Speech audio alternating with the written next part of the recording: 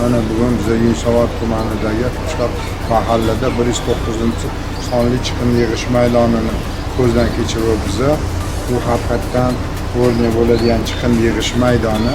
Haqiqatdan mana qog'oz qoldolariga, plastmassa qoldolariga, hamda batareya, lampa qoldolariga mana alohida nima deydi, qutila qilingan. Qilib yashil makon qilib daraxtlar ham ekilgan. Undan tashqari mana gul ko'chatlari hamda jonli burchakli ekilgan. Bu yerga kelgan odamlar chiqindi yig'ish maydoni bir kun ekan, boshqa ekan.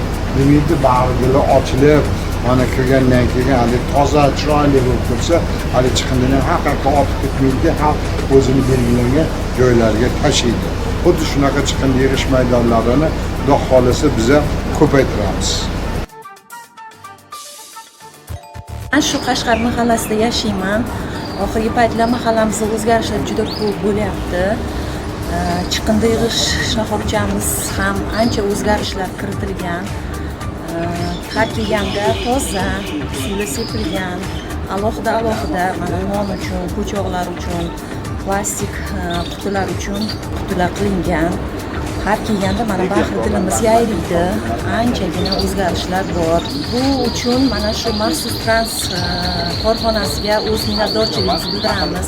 Vaqtida har kuni ertalab kelib, o'sha chiqindilarni o'z vaqtida olib ketishyapti.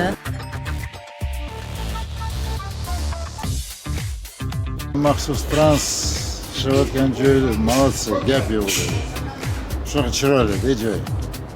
Bizga yaxshi.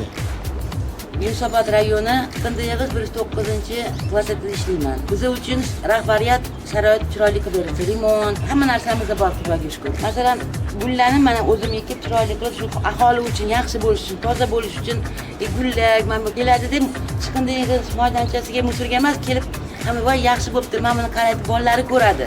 Hamma xursand bo'ladi. Yangi konteynerga berishdi mana. Asosiy vazifam shu tozalik, juda top-toza bo'lib, suv bilan yuvib, konteynerlarni yuvib, chiqindi yig'ishdan hammasini saralayman.